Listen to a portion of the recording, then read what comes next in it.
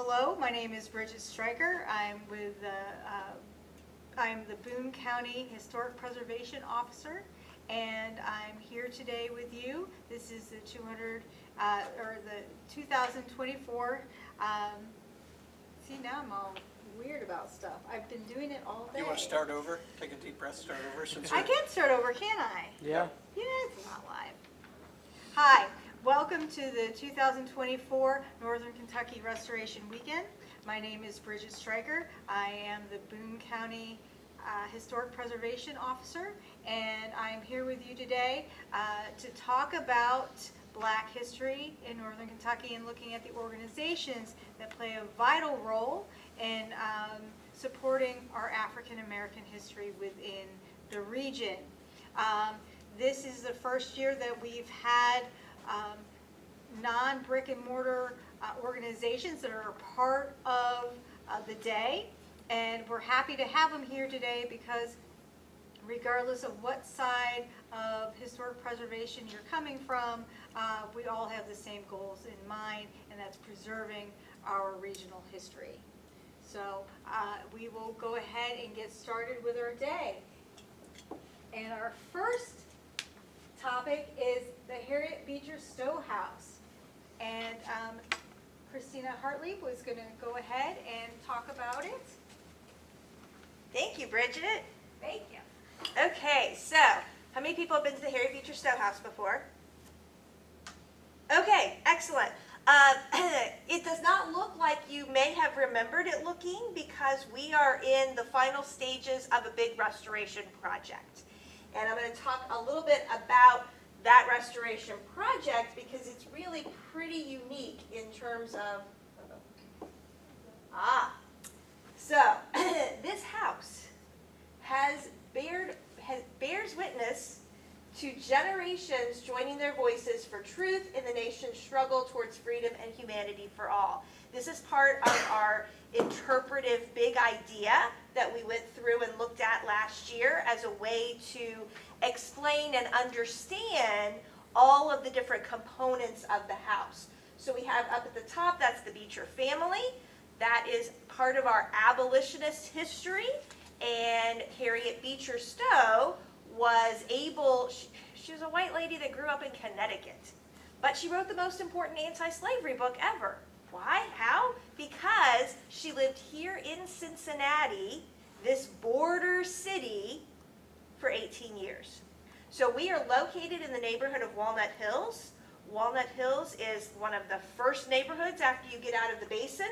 That was a common term back in the 1800s to describe all the people that was crammed down close to the river. So it is 2 miles from the Ohio River.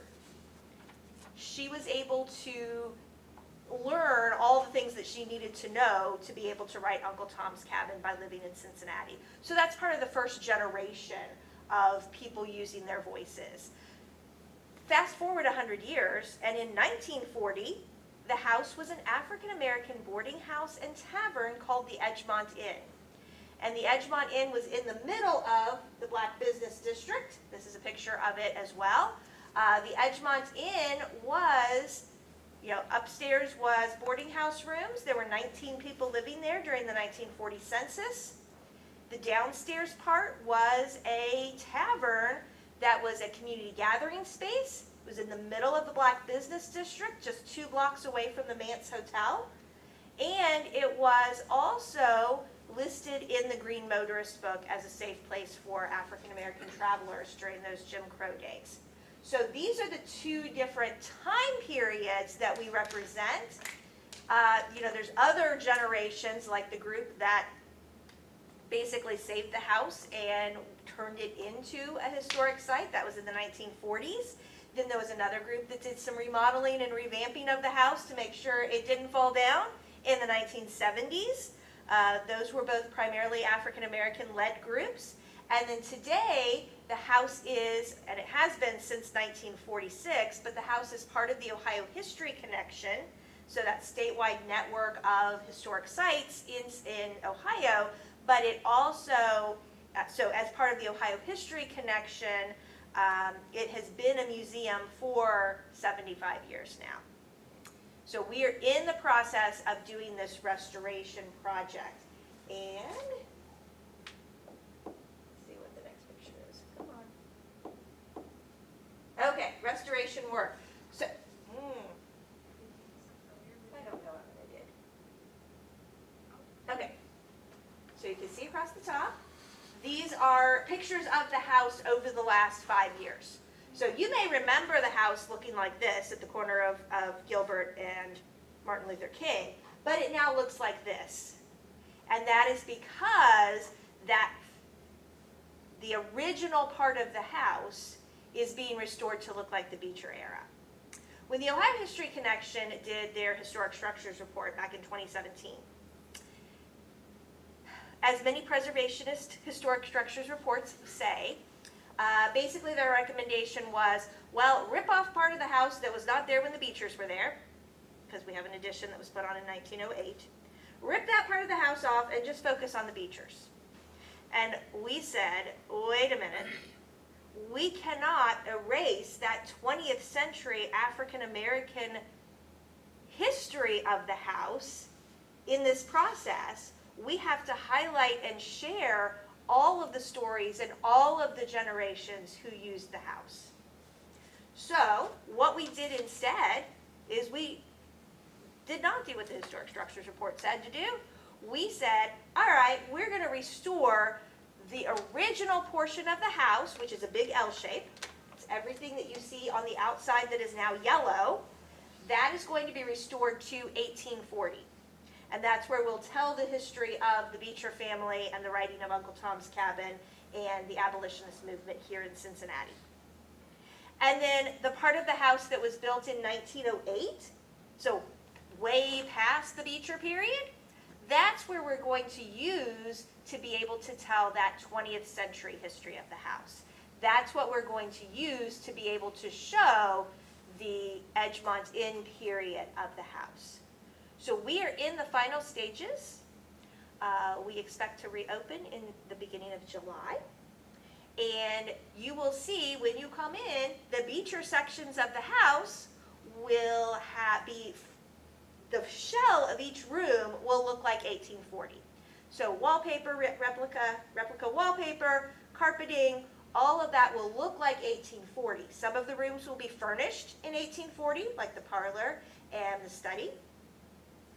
And then some of the rooms will be, the shell of it will look like 1840, but the room will be repurposed for another function. So one will be our museum shop, one will be our classroom, one will be some exhibit rooms.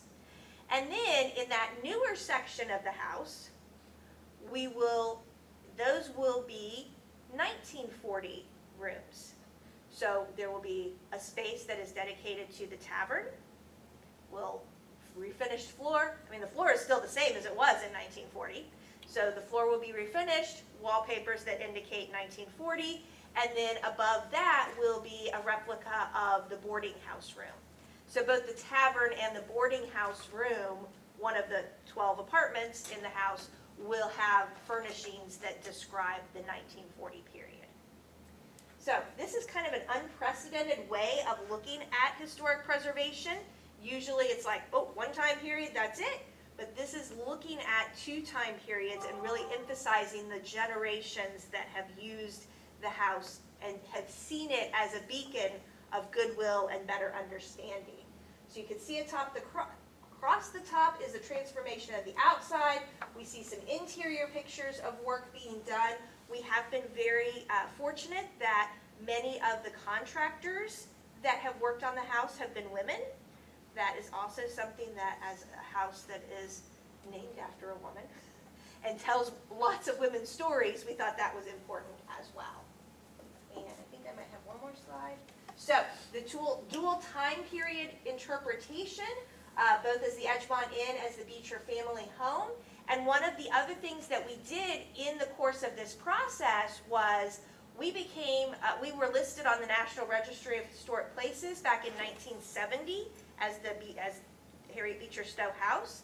And we have since updated that, or amended that registration, so it now indicates both time periods. So this is our new sign that will get installed at some point in the next month and a half. And it basically indicates that it is on the National Registry for both the Beecher time period and the Edgemont Inn. Okay, there you go. All right. Thank you. Very much. Okay, so as you can see, the Northern Kentucky University Public History, Dr. Brian Hackett. Talk about having a tough act to follow. It's pretty amazing what's happening at the Harriet Beecher Stowe House. I'm Brian Hackett. I'm the director of the Public History Program at NKU, and we teach people how to work in museums and historic sites. One of the major aspects of what we've been doing lately is that we've been doing a lot of Black history. And I say that with some hesitation because history is history. It doesn't have to have a color to it. It doesn't have ownership by anybody. I like to tell my students that you're no more responsible for what your ancestors did than they are responsible for what you do.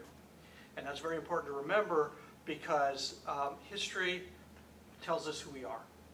All the good, the bad, the ugly, the sensational, and the stories that we're uncovering when we're looking at Black history have been amazing, largely because it's been ignored and it's fresh, sort of unplowed ground for my students. They are finding things that nobody has looked at before. Some of the general history that you get in schools tend to be over and over again the same thing. Now my students are looking at the world a little bit differently and seeing how this world was shaped by people we've never heard of. I throw a couple of examples out there. Henry Boyd.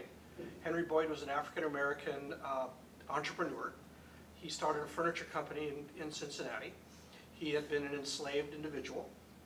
And he had several patents, and that's an amazing story, but the really part of the story that's amazing is that in 1832, during one of the worst cholera epidemics that Cincinnati ever experienced, he wrote a letter to the newspaper telling people that they wouldn't get cholera if they boiled their water.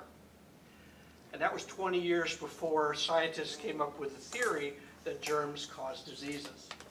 And we wonder where that comes from, and we believe it when he was an enslaved person, the job that he had was as a salt maker, where they would take, in Louisiana, they would take seawater and boil it down to get the salt. And I assume that he extrapolated from that boiling water did good things. It's also a reason why tea was so popular in England, because if you drank tea, you didn't get sick. Nobody ever put it together that the boiling of the water killed what was making you sick. There is also another person that our students have been studying. Her name was Sarah Thomas. Sarah Thomas was born in the 1790s. She was an enslaved person. She lived in Augusta, Kentucky. She died in the 1840s, and she actually left money to create a church. It was a Methodist church. For a long time, everybody believed it was a black Methodist church, but it was a standard Methodist church because she wanted that church open to everybody, and not just one color or one race or whatever. So her church was interracial, shall we say. The amazing thing about Sarah had been born as a slave. She got her freedom, and she started a business. She started a business working with leather goods and created saddles and things like that, and she had employees. One of the things that really blows our mind, and our students sort of discovered this while they were researching her, is that she was actually loaning money to white businesses in order to keep them afloat. This is in a slave state. This is a woman who had been a slave, and she had so successful she was able to save white businesses by loaning them money. That's amazing. The stories that we're uncovering and these stories that we're exploring not only inform us about our past, but they give us a chance to be inspired. For people who really literally started with nothing and becoming very successful is a story that we can all celebrate. And I think that's really important because as my students study these, and we look at our houses and we look at our towns and the story of our peoples, we can find inspiration, but also we can see ourselves reflected there. And so I think that's why it's been tough for people to understand, especially my students, why we've ignored black history for so long. When it is so much of who we are, and so much of what makes us Americans. Now, I don't want to get myself into trouble here, but might as well do it anyway. There's a lot of suggestion out there that we shouldn't be teaching some of these subjects because they feel that we're ignoring things or not. But the fact is, this is all our history. And this is all we should be talking about. We are in this boat together, whether we like it or not. And we enjoy it ourselves by studying who we are. And knowing who we are is to begin with. One of my professors always used to say, all history is local, which means everything that happens has a local impact or a local tie. There are so many great stories that are in this area that are not being told because we have chosen to ignore them or we haven't taken the time to look into them. And it's very important for my students to understand that history belongs to everyone. And people ask me, what's the difference between academic history and public history? Public history is all about audience. It's all about the people we talk to. We still have to do the same research, we still have to do the same writing, but what we really need to do is we need to take that information and we need to disperse it. Because if we don't disperse it, how can we get any better? How can we learn anything? How can we become closer as a people if we don't understand our own past? If you've ever seen the movie Grapes of Wrath, there's a great scene at the beginning of the movie when the Joad family has been kicked out of their farm because they're been foreclosed upon. And a bulldozer comes and tears down their house. Right as soon as they get their stuff out of the house, somebody tears it down. And they're all climbing into this car to get away, this kind of truck, car thing. And Mama Joad, she turns to the camera and she says, how are they going to know us without our past? And that's very telling because our past tells us, like I said, tells us who we are. If you ever notice that sometimes when one country will invade another country or something, one of the first things they do is they burn their libraries and they destroy their museums. And that is because people without a past are easier to manipulate than people that are fully aware where they came from. And that's why it's important for us to understand that and take the opportunity to challenge the prevalent thinking on certain subjects. And it's very exciting when you get that spark and those students see what really they're learning and what they're discovering, because it really gets them excited. And when it comes to things like historic preservation, if you look at historic preservation here in Newport, if you look in Cincinnati, if you look in Boone County, all the preservation is different. All the materials, the built culture is different. The buildings are somehow different. There's something that makes them unique. And that's what really historic preservation helps do, and that is to preserve the unique. I grew up in Milwaukee, and Milwaukee, thank you. I grew up in Milwaukee and came here to the Cincinnati area, and of course there were Germans that settled both areas. The Germans that settled here are very different from the Germans that settled Milwaukee. And I'll give you a great rock-hard example.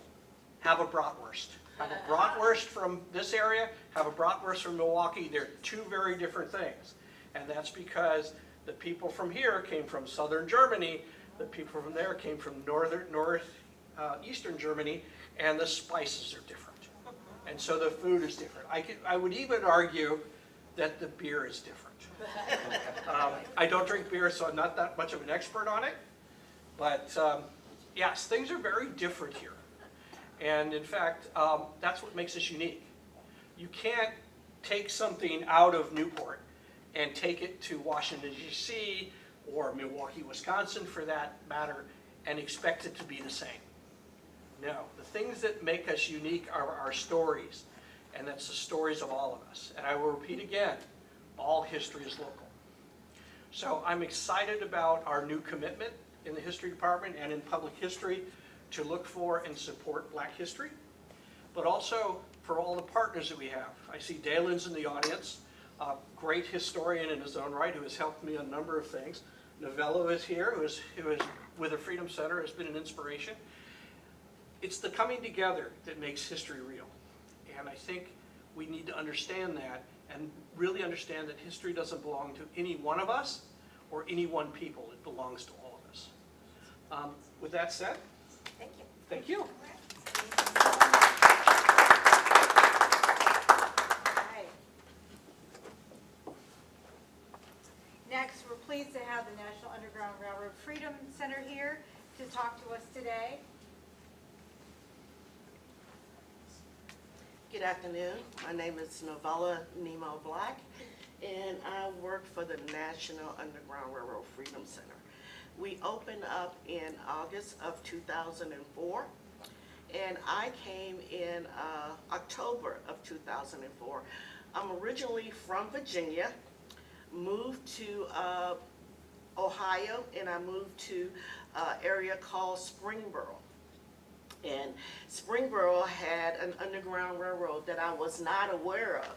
And I had 2 young sons, and we're going downtown and we're trying to figure out what is going on. And when I moved in Springboro, I think there were maybe about 3 African-American families living there.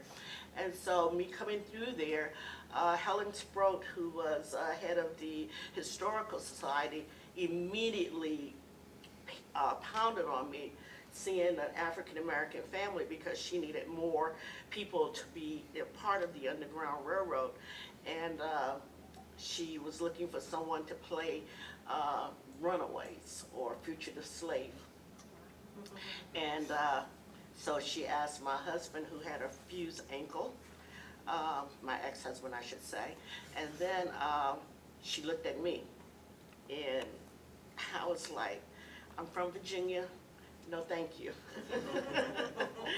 And so my son, my oldest son, who was about 5 years old, he looked at me while Helen was standing there with his little big eyes, and he said, well, Mommy, how come you tell me to stand up for things that are right and you won't? You talking about putting me on the spot? And I gave him that mama look, you know, like, boy, if you don't shut your mouth. And Helen saw that, and she says, why don't you just pray about it? And I hate when people tell you to do that. And so she says, well, I'll get in touch with you later on. So I was like, okay, well, this little thing is only once a year. I think I maybe can do this for once a year, you know, no big deal. And so when I called her, I said, okay, I can be in your volunteer program once a year. And she says, oh, Novella, I got a whole different thing for you to do. And I'm like, oh, yeah? And she says, yeah, your name, for one, tells me that you're a storyteller. No, my name says storyteller, but that doesn't mean that I'm one. And so she says, well, I think you are. She says, I have a feeling about you, so I want you to go back and write a story and become a reenactor. I was like, no, you don't. But okay. I said, well, let me think about it. And then she was, so I was talking to, but before I hung up, she says, please pray about it. There you go, that again. And you know, I could not sleep. I had my son in one ear and her telling me to pray about it. And then I had an aunt that was 99 years old. And I knew that my great-grandmother was enslaved, but my family wouldn't talk about it. So I called my aunt and asked her about her grandmother. And all she could tell me was a little bit about her grandmother, which wasn't enough. And so I had to go back and said, okay.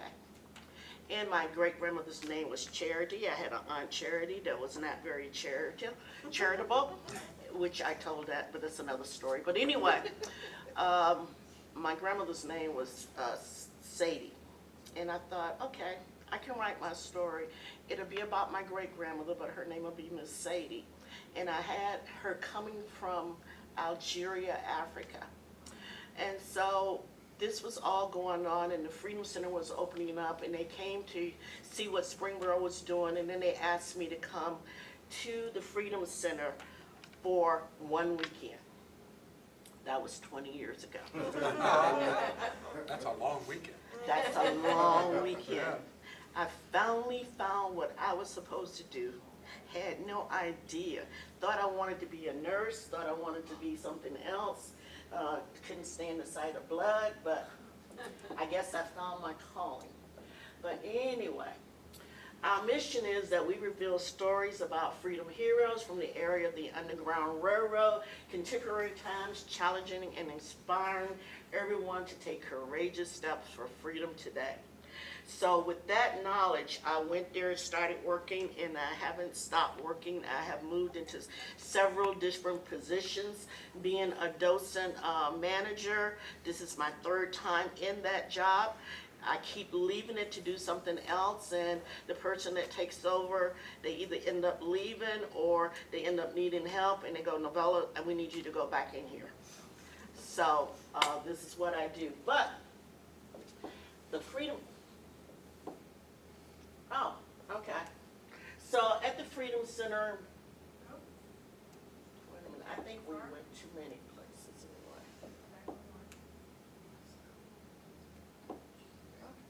Maybe that is the first one. So, at the, okay, Ever trust technology? yeah, for real. So, at the Freedom Center right now, we do have online learning resources for the kids. One of the books that we do is Carter Reads Newspaper, talking about Carter as a little boy. So we have that.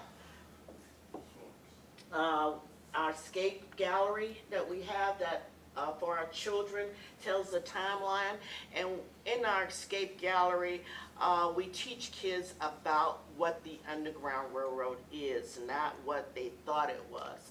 And so we have a house there that we could show the kids how people that were seeking freedom, how they would have hidden, you know, like under the stairs and under the floorboards and behind the cabinets and stuff like that. We even have a replica of Levi Coffin's wagon. We have a replica of Henry Box Brown, that the kids can get into, and it's the exact size that they can get into. And so that is at the Freedom Center. So we are really teaching our kids about the Underground Railroad. Every third and fifth Sundays, Fifth Third Bank sponsors that, so it is a free day for anybody. And we're open from 10 a.m. to 5 p.m. And they do programs. We did have a painter there, but we have other activities for our kids. And you can see I'm really into the kids. That's the replica of Levi Coffin's false bottom wagon. So I don't know if you can see that picture here, but you can look and see how an enslaved person would have hid in the wagon. This would have been on top, and under here would have been an enslaved person, and you would never know that they would have been hiding. And Levi Coffin, including John Van Zant, had a wagon like this where he took people, and I don't know if you know the story of John Van Zant, but he was instrumental in Eliza Harris that went to the woman that had the baby that crossed the Ohio River on ice floes. So John Van Zant was instrumental in getting her to Canada, and he tried to do it again, and he got caught going through Glendale, and he was arrested and taken back to Kentucky. And all he had to do was pay a fine and said that he was guilty, and he refused to do that. And unfortunately, John Van Zant died in jail. And they said a reporter came later on and asked him if he would have had a chance to do anything different, what would he do? And he said nothing. John Van Zant used to be a slave owner in Kentucky, and he had a dream that God told him that he was in the wrong business, and so he freed all the enslaved people on his property, and he moved to Cincinnati, and he became a conductor. So that's a little bit of his history. But anyway, he did die. He was buried in Glendale, and for some reason Cincinnati decided that any abolitionists or conductors that died, they dug them up and they put them in the African American cemetery.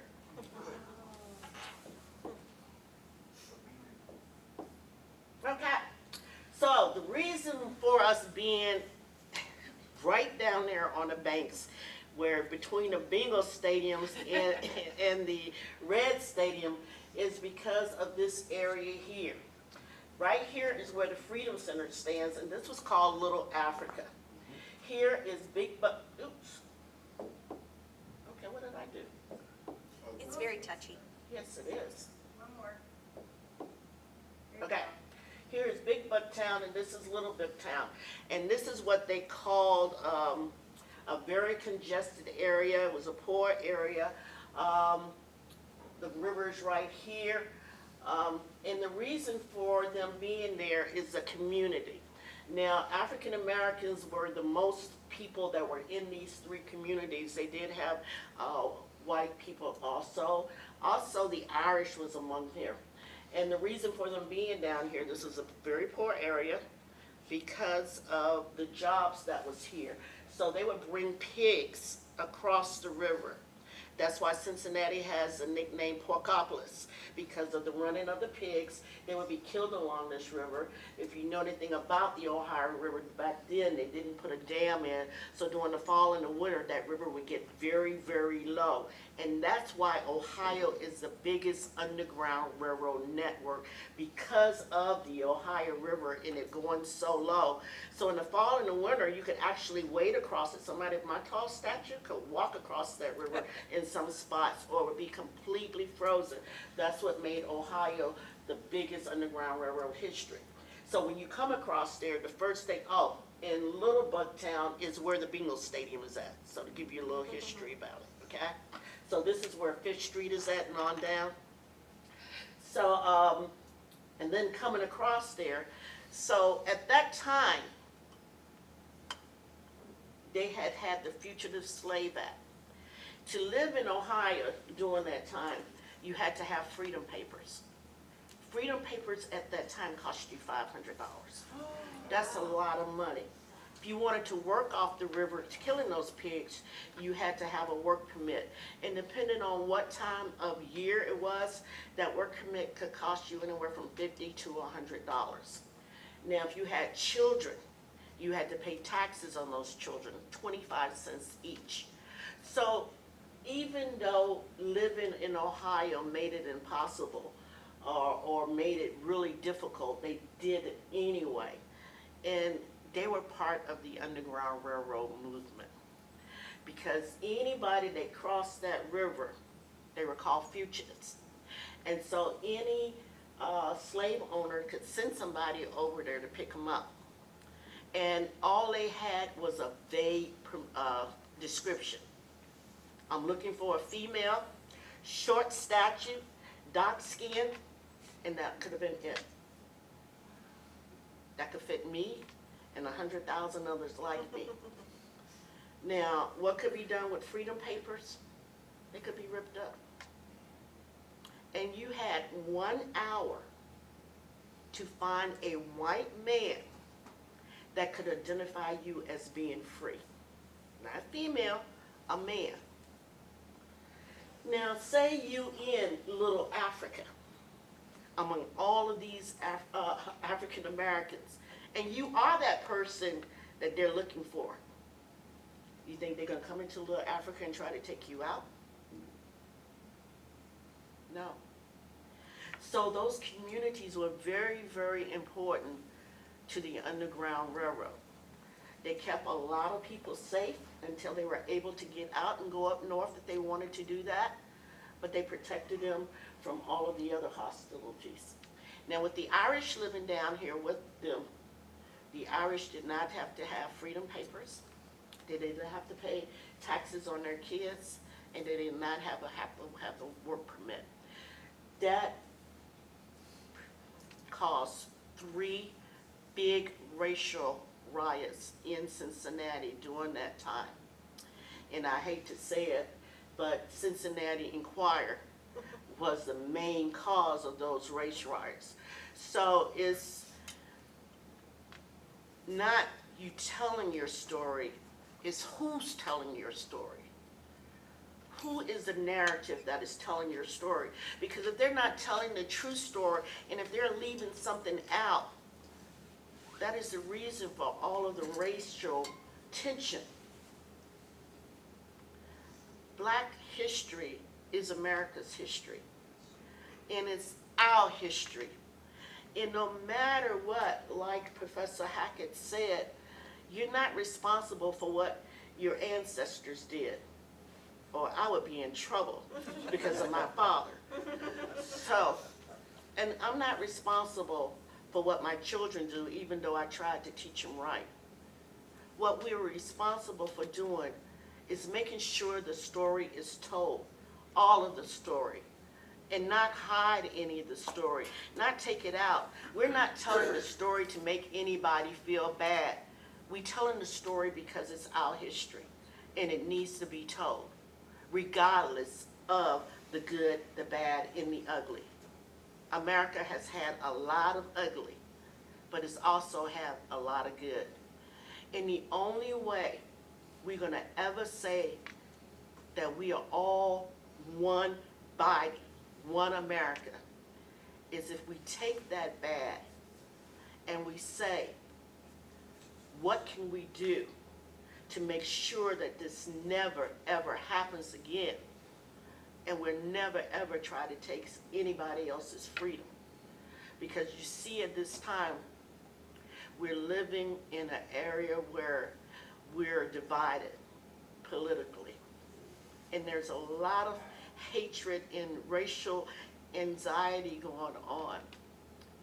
And I thought that in the 60s, when Reverend Martin Luther King came and he demanded that we have the right to vote and that we got civil rights on the board, that we were in a new beginning. And then something happened. It was called COVID. And COVID shut us down for 2 years. And we sat in our house trying to figure out what is going to happen next. And then we saw something horrible happen. We saw the murder of George Floyd. And then we saw some extremely remarkable happen, because we saw people from all walks of life come out and say, you can no longer do that. This is not right. And then somehow people in America got scared and said, oh my God, they're coming together. They're forming a community. They're saying that we are all one. We can't have that. We got to stop this. And then that ugly snake raised its head once again. What I'm saying to you, it's all our responsibility to cut the head off that snake, to bury that snake, and to make sure that snake never raises its head again. And the only way we're going to do that is if we look at each other as brothers and sisters. And it said, it doesn't matter what happened back then. It's what we do today, tomorrow, and the day after. And to make sure that no matter what you do, you treat each and everybody as equal. Thank you.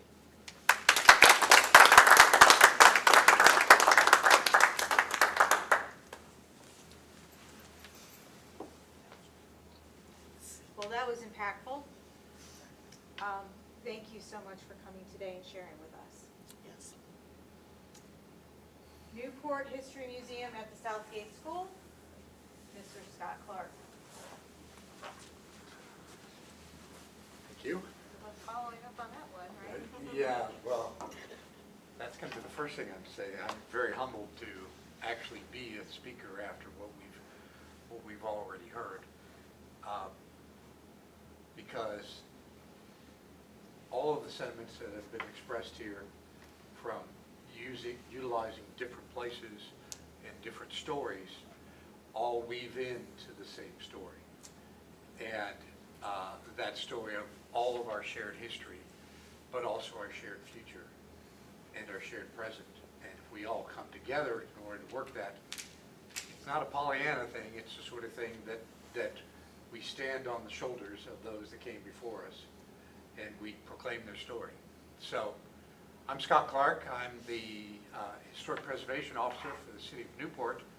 I am also basically because nobody else took the job at the time, the executive director of the Newport History Museum at the Southgate Street School.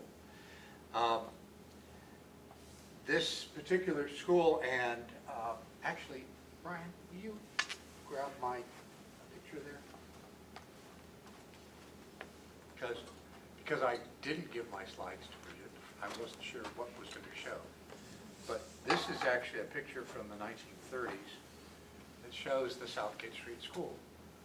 The Southgate Street School was actually envisioned as the Civil War was coming to an end. And a little bit of background about Newport and how Newport was during the Civil War.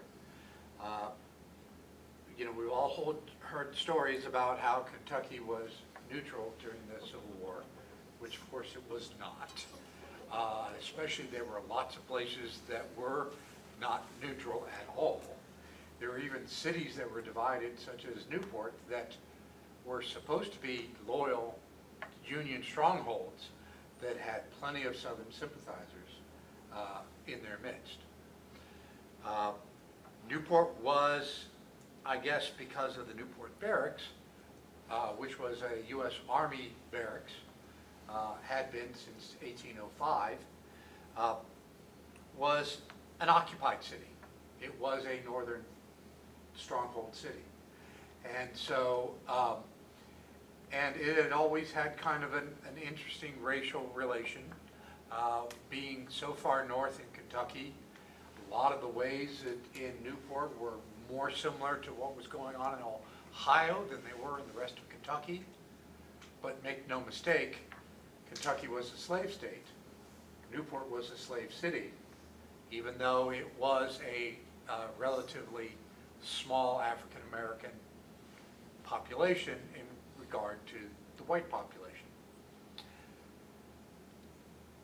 So as the Civil War is coming to a close, black children have been being educated in churches. And of course, that was one of the tenets of those is that were in favor of slavery, was to keep from having black folks having education so that they would not be able to take their place in society, not be able to move up from the ranks that were imposed on them. And so at the close of the Civil War, here we are in Cincinnati. People think when the war was over that, of course, those in Kentucky are free. Well, Emancipation Proclamation was only those states in rebellion. And since Kentucky was not in rebellion, technically at the end, well, quite frankly, at the end of the Civil War, the African American folks in Kentucky are not free. City leaders, it's passed that that involuntary servitude is no longer permitted in the country. And then the citizens of Newport decide, basically in 1870, the same year that the black man got the vote, that they're going to educate the children of black individuals, and they will put together a school. So land was bought, and in 1873, the first Southgate Street School was established to educate black children, not only in Newport, but in all of Campbell County.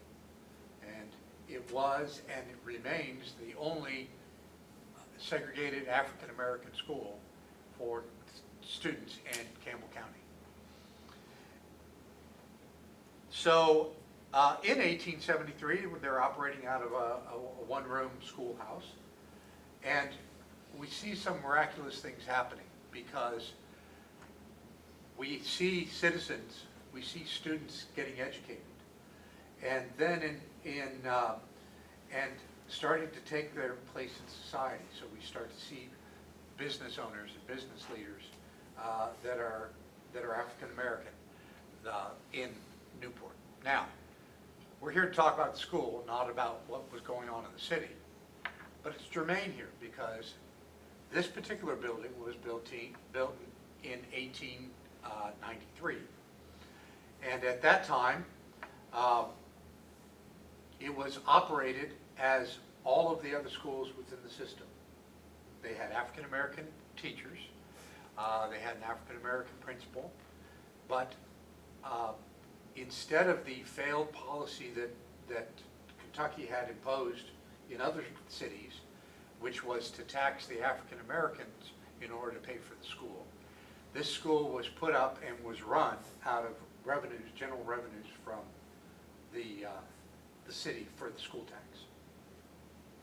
And so now, as this school progresses, to kind of give you a description, and this building does still stand. It stands on Southgate Street. It's the only building on Southgate Street between Washington and Saratoga in Newport. Most people think of it as it's in the parking lot of the Hoffer House,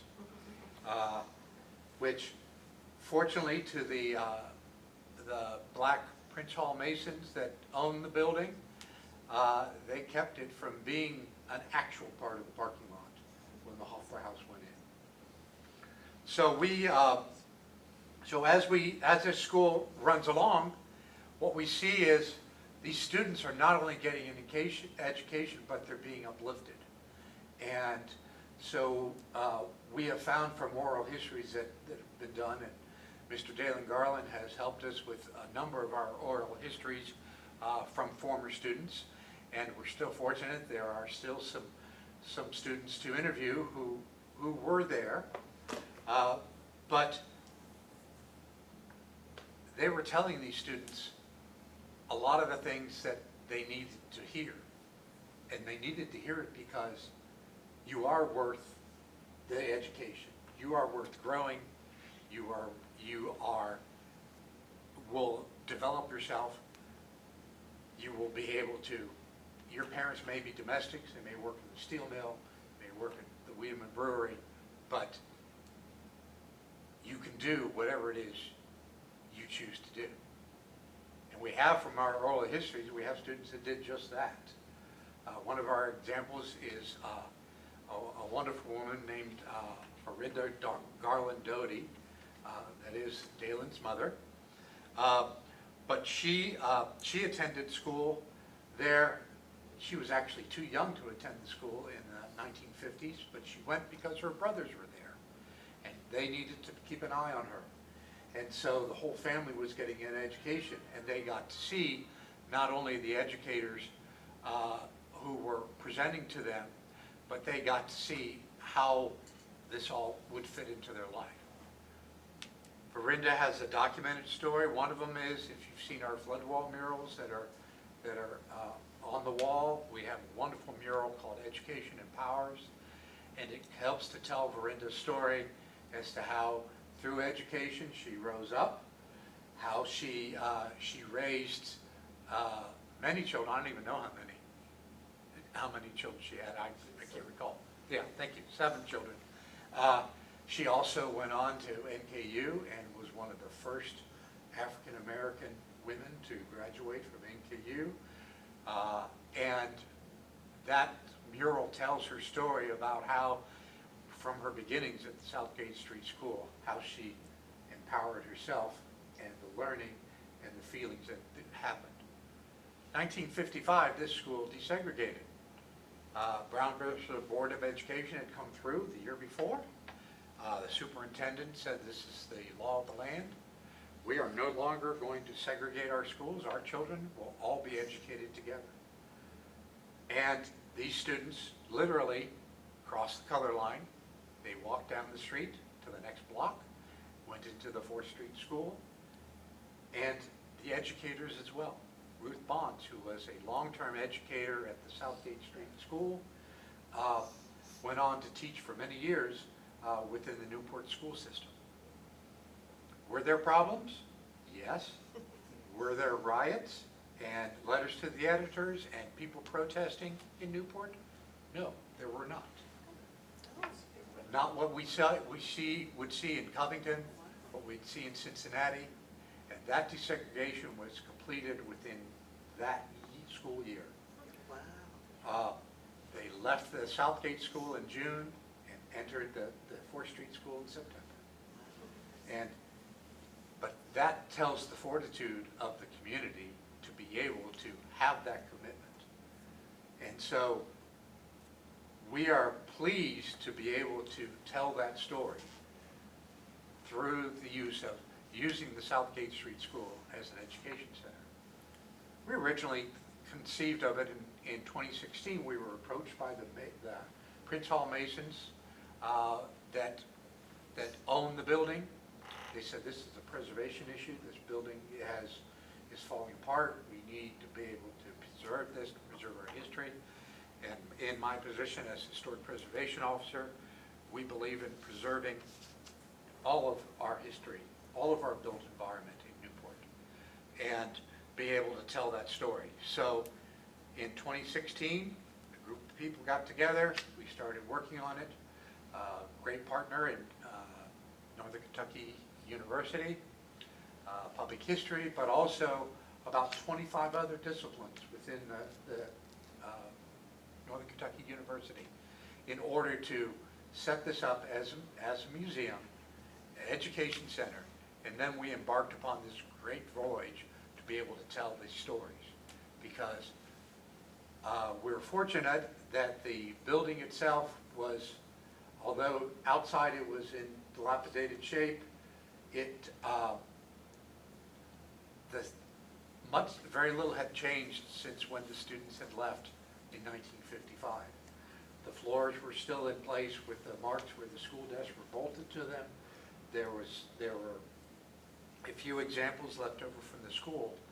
And so as we went forward to work in this and to turn this into an education center, we turned to the Public History Department at NKU, and they helped us build displays to not only talk about all of Newport history, but how that Newport history, that long-term history, blended into the history of this school. And what's interesting is anyone who's heard of history in Newport knows that there are some not so wonderful times in Newport. I always hear titterings from the audience of this because people still know about our Cincinnati days. But also the connection to the mobs, to actually keeping that school running and preserving that building, because we had one of the notorious casino owners actually owned the building and sold it to the Masons in order to be able to preserve the building since 1959. So when we opened the museum and the education center, we could have displays about race relations. We could talk about the abolitionist newspaper, William Bailey, who ran his newspaper from Newport, whose presses were seized 3 times, broken up, his business set on fire, his press thrown in the Ohio River. Fortunately, it was rather shallow, as you pointed out, so I think you managed to retrieve some of it. He took a lot of heat because there were certainly a lot of sympathizers still in Newport at the time. Before the war was over, he actually felt that the heat was too hot in Newport, so he moved to Tennessee. I'm not quite sure how that worked out, but we were fortunate at that display to have his great-grandson come to our building one day when we were having an event, stand in front of the poster that talked about William Bailey, and this is a white man, and be able to fill us in on some of the story about William Bailey and why he did what it was that he did. And so that's part of our lore and part of what we have. One of the points to hear a little bit more about the Newport Southgate Street School, we have a Newport walking tour. That's an app that's on everybody's phone. All you have to do is go into your app store. Newport History Walk, sorry. And if you click on that app, it's GIS based. It starts at the Southgate Street School, so if you walk by the school or walk up to the schools, you see the historical marker that designates the school, you will be able to see, to hear some of those stories. William Bailey's Abolitionist Press is also on that same walking tour. But what's most important is the stories that not only happened in the Southgate Street School, but the stories we've been able to tell through the contributions of a lot in the community and through the public history program most specifically, but also other programs at Northern Kentucky University. We've been able to have talks on books that were published about African American sites across the river, that talks about the, no, that's not the right title, Beyond the River. Yeah, Beyond the River by, that talks about the railroad crossing over and into Ripley, and excellent talk, excellent work. We've also had local African American writer, Sheila Williams, who actually has written a number of books, mostly with African American protagonists. But she came and detailed for us a story based pretty much on fact from people that she'd interviewed of a woman who left her modern times house in Columbus, Ohio, and went out west and discovered a Native American community that was very welcoming to her. Well, Sheila came and talked about how her book was being made into a Netflix movie starring Alfie Woodard. It's called Juanita, and I believe it's still on Netflix. But it's quite a wonderful story, and so she has since written 2 more books with African American protagonist characters, both historical fiction, and we're quite proud of her. But what we've been able, as we tell these stories during COVID, which did shut down most everybody, we were able to have a series of race relations and education that were broadcast through the Scripps Howard Center at the 6 at 6 program that detailed many different situations involving that. So we have been fortunate to be able to, and humbled to be on the boards in the building where students were educated, sometimes several hundred in the building at one time. And bear in mind, this is 4 large rooms in this school. Most recent project, which we're extremely proud of, is the legacy of the Southgate Street School. This was a great opportunity to be able to show how there were forces at work once the school desegregated that determined and resolved that this was not going to become a parking lot, that this school was going to continue. And so we have interviews from Robert Ingalls, who was a student from the 1940s. We're fortunate to still have him with us at 93, 94, somewhere in there. If you meet the gentleman, you would never know, and he won't admit to what the number actually is anyway. And also Patty Burns, who was a student there, as well as many members of her family, who is unfortunately not with us anymore. Patty Lane Head. What did I say, Burns? Oh, thank you. Oh. Who's Patty Burns? I don't know who she is. Patty Lane Head, I'm sorry. And the Lane family was, there were a lot of Lanes in Newport for many generations, and still are, in fact. But this took a little unique take. So we worked with students that were studying artificial intelligence to create art.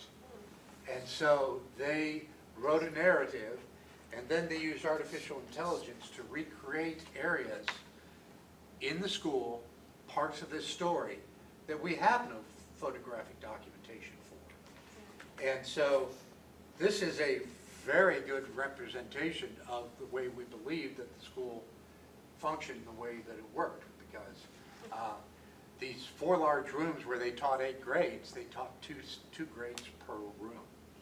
And so in the way in which they accomplished that was turning one set of desks one direction, one the other direction, so that first and second graders could be taught individually in the same room. But we were then fortunate after this book came out, which is actually available to help with the preservation of the school, to have an exhibit at the Campbell County Library that was created by the same students that did the book to help us tell the story, but also curated and put together with public history program as well, cooperation with the Campbell County Library and the Newport Foundation, which supports all of this. But this story needs to continue to be told, and we have people that are willing to do it and help us do it.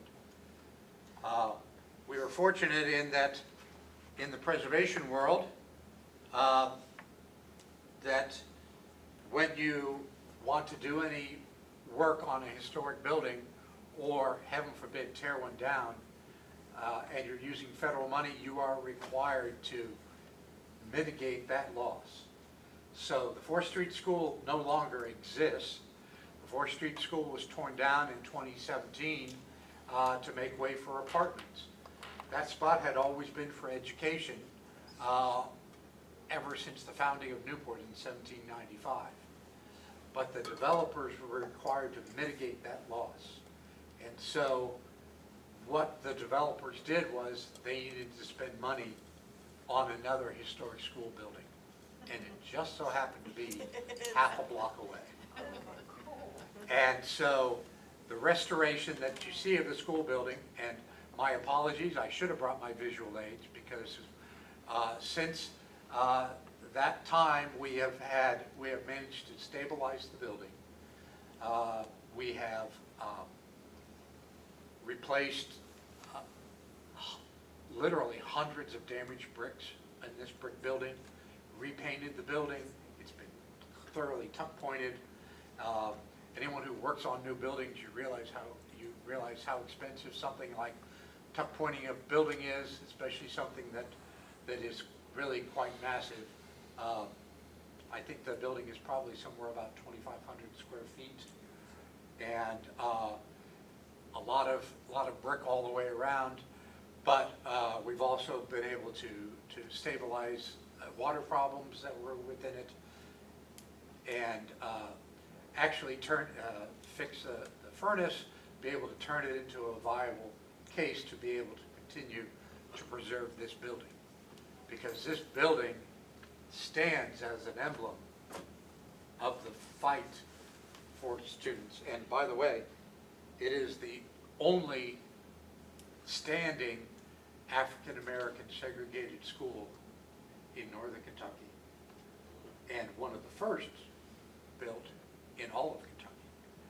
And so we're quite proud that we have that history to be able to continue to tell this story. We are right now at the point where we have little access to the interior of the building. The Masons continue to own the building, so it is a bit of a challenge for us. But just by the building standing and the stories that we tell about it, continue to tell, and to uplift and empower those students, allows us to be able to continue to talk about the powerful forces that have been here. And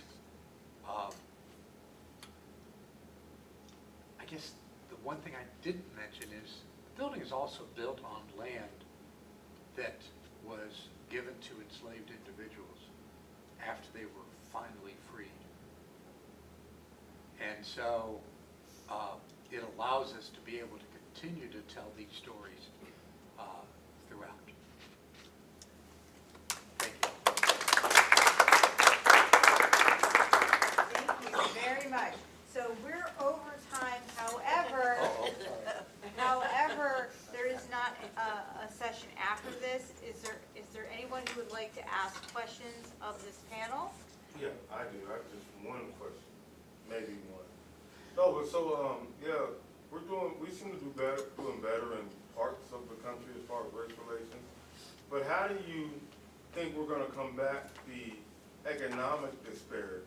For example, it seems to be, especially for African Americans, or I like to say black. I don't like African American. I like to say black for a reason I'm not going to say. But like, how are we going to overcome the economic disparity? Because, for example, if I'm sorry, what was your name again? Novella. Miss Novella and Scott, let's imagine Monopoly.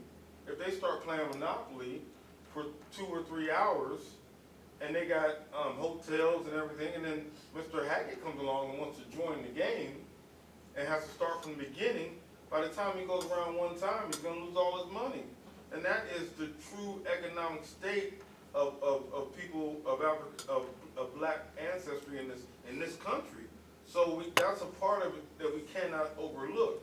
So how do you think we can overturn this, or how do you think we can deal better with this economic disparity?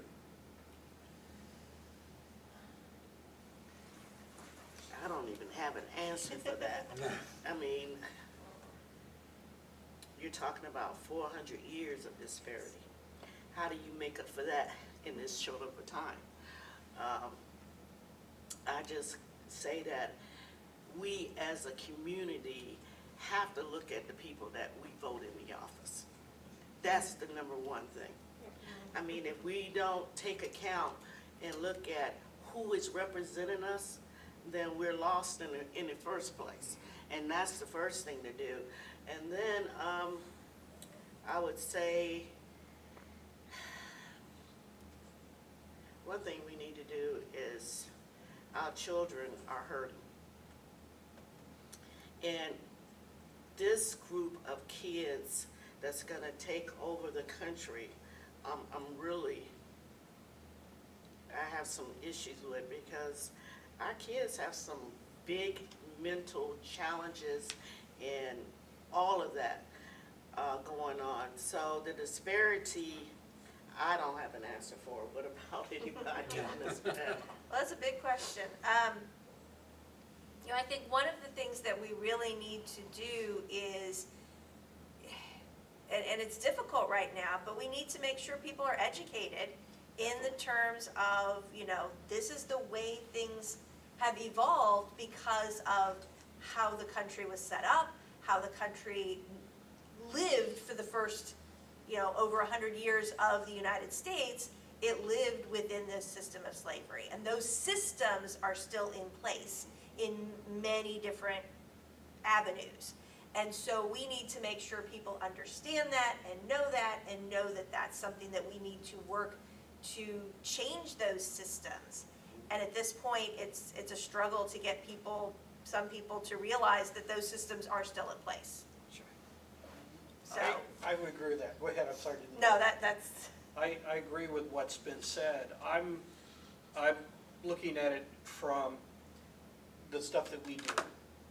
And part of the problem is the way we've been educated as a nation, and that there's always like an us and them, which is a very strong motion to people, that there's always somebody out there that's causing me problems. And the fact is, we're all in the boat together. And I think that's part of what we do, at least I do as an educator, is to say, look, this isn't anything different. I'm not taking away from anybody. I'm just showing this is richer than we thought it was. And as long as we can look at each other as Americans, and in fact, some of our ancestors, whether they be black or white, as American heroes.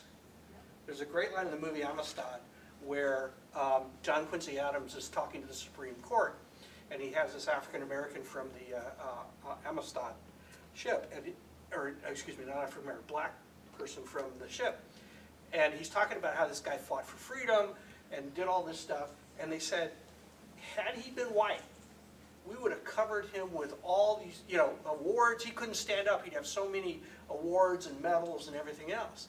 But the fact that he was black, he wasn't being honored for that. We got to change that narrative. We got to say, look what this American did. And when I say this is what this American did, and then we can start seeing each other as equals. And I don't know how to do the disparity other than that people, whether they're black, white, whatever, should have the equal opportunity of getting a good education, becoming the CEO of Procter & Gamble, because everybody, we're all in the same boat, and we're all, there is nobody better than anybody else. One of the things that I learned when I was a philosophy major in college, I was history and philosophy, and it dawned on me, it's like hitting me with a brick right in the head. Nobody knows more about how the world works than you do. Everybody is given the same information. So nobody has a corner on the market on the truth. And as long as we understand that we're all together, we're all in the lifeboat together, and we all have to live together and work together and be successful together. They say tide makes all boats rise.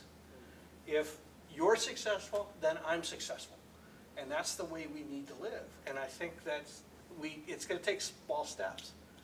But it just makes me angry when I hear some of the things that people are saying now. But it's all, my dad used to have a sign on the door of our refrigerator, and it said, "How can you tell when a politician is lying?" And the answer is, his lips are moving. So, we gotta get back to the basics and realize that we're not voting, we're voting for all of us. We're not voting just for me or whatever. Anyway, if that makes any sense. And I think we need to teach the Constitution. There's so many people that doesn't understand how the system works. They'll go vote for the president, and then in the next election, they'll sit down and not do anything. Well, this is your neighborhood, and the people that are supporting you is in your neighborhood, but you won't vote for them. You just, I just. Local government. Yeah, and That local was what I was gonna say, is really trying to push, like, not only what Ms. Novella was saying about representatives that represent our belief systems, but also pushing, excuse me, more local cities and states and federal programs to set aside money for minority economic development that is strictly going to be, because as much as what you're all saying, we're all in this together, but not really. We're not really, because, lots of folks do not have any sort of, support historically or economically, but asking these cities to start funding programs for economic opportunities and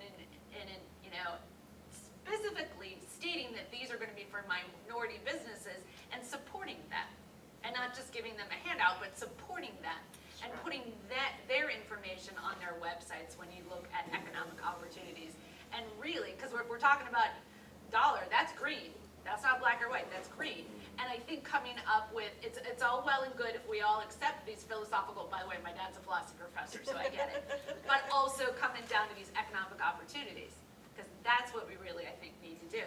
I've always said, from what my understanding is, high tides did not make all boats rise. Because what if your boat had a hole in it? Yeah. Amen. So, and not those ideas of lift yourself up from your bootstraps. No. What if you don't have no boots? No. So those are real ideas. That, and so I've always said, in Black History Month, we're always saturated with these images on TV of whites only, blacks only kind of ideas. And I think for the more majority audience in this country, which are white people, I think it's set up a message that says black people just march so that we could drink from your water fountains. And the truth of it is, it's not about inclusion, because I don't want you to include me in anything. I want access. So I didn't want to drink from your water fountain. I wanted my own water fountain to drink from. So it was more about access. So how do we have everyone being able to have the same access? Not the ideas of including me. Well, including me to come into your home, I'm still just a stranger and a visitor. So I want access. So, so those kind of ideas, Mr. Hackett and the whole panel, I agree with you too, but then there's a whole nother level of deep roots that we need to get to the bottom of and start plucking it up so we can get to the real root of the problems in this country. I agree, and I didn't want to imply that all boats rise when everything, but if we all have opportunities, and maybe you need to pat somebody's boat before they can take advantage of that opportunity. But the fact is that we all do better when we all do better. Right, You know, it's not a that's- zero-sum game, it's Right. a, everybody can Yeah. do better game.